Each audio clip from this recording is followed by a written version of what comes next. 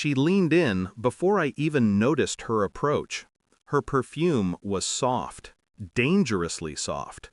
Her voice sharper than the music around us. "Your wife and my husband," she whispered, "aren't as discreet as they think." The noise of the party blurred into a distant hum. Her words cut clean through it. I stared at her, waiting for a smirk, a punchline, anything that would make this a misunderstanding. Nothing came. Instead, she handed me her phone. One photo, one moment, one truth. My wife. Her husband. Close. Too close.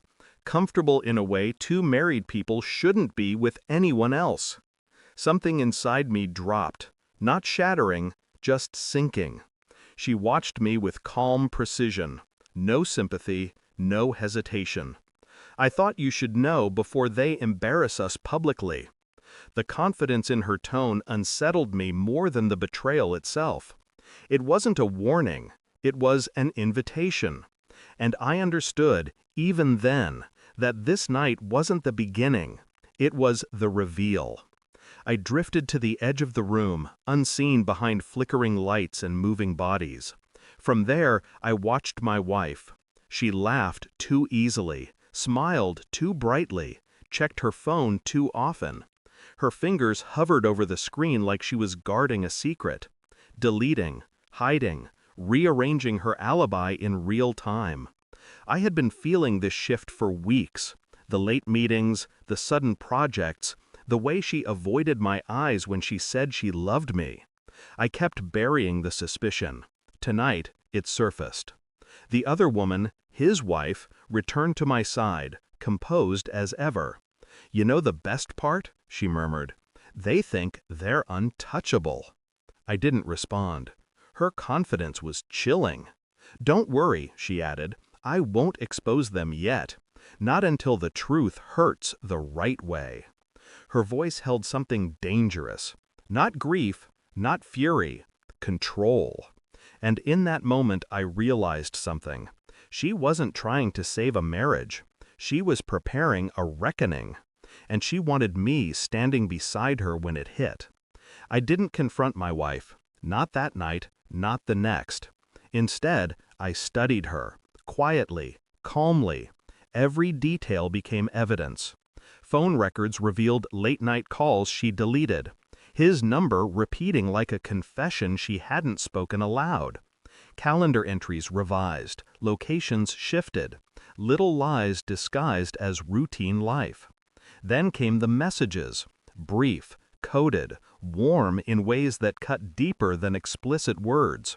They weren't planning an affair, they were living one.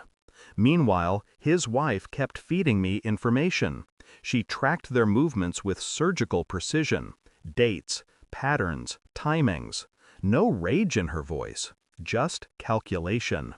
One evening she handed me photos in a sealed envelope. Sharper, clearer.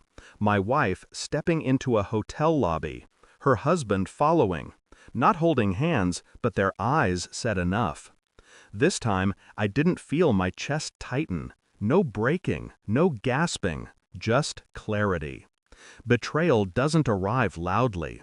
It builds, quiet, steady, relentless. By the time it reaches you, you're already halfway hollow. I stopped being the wounded husband. I became the observer, the one gathering truth. And truth, once gathered, always demands a moment.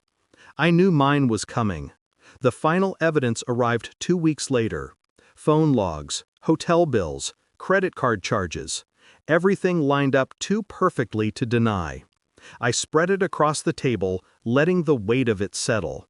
When she came home, she froze mid-step. Her eyes darted from page to page, panic blooming like a bruise. "Where did you get all this?" she whispered. "I know," I said. Just that.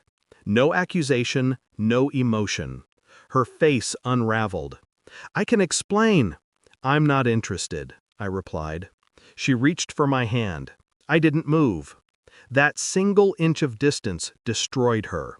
More than the evidence, more than the silence. Truth steals power, and she had none left. She stared at the photo on top, her reflection trapped beside the man she swore meant nothing.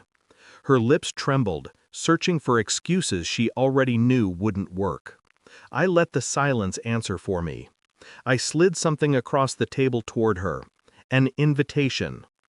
"To the party?" she said, confused. "Yes, you'll go." "Why?" "Because she'll be there too." She paled instantly. "Please, no, not like this. Don't humiliate me." For the first time in months, I almost smiled. A cold, internal smile. "I didn't expose you," I said. "I just stopped covering you." Her breath hitched. "What did you tell her?" "Nothing she didn't already know." His wife moved faster than expected. The whispers had already begun. Circles shifting, eyes turning. Truth travels quickly when someone finally sets it free. I stood. She followed, pleading. "Don't leave, please. We can fix this." "You left first," I said quietly. "You just didn't walk out." And I opened the door. This time, she didn't try to stop me. She knew she couldn't. I didn't attend the party. I didn't need to. Truth performs well without an audience. I walked into the night, the cool air clearing the last remnants of pain from my chest. My phone buzzed once. A message from his wife. "It's happening." No details, no gloating, just confirmation that the truth had finally reached its rightful targets. I slipped the phone away and kept moving. For the first time in a long time, I felt nothing. Not anger, not heartbreak, just calm. Revenge isn't loud. It isn't violent. It's quiet. Precise. I didn't lose her. She lost me.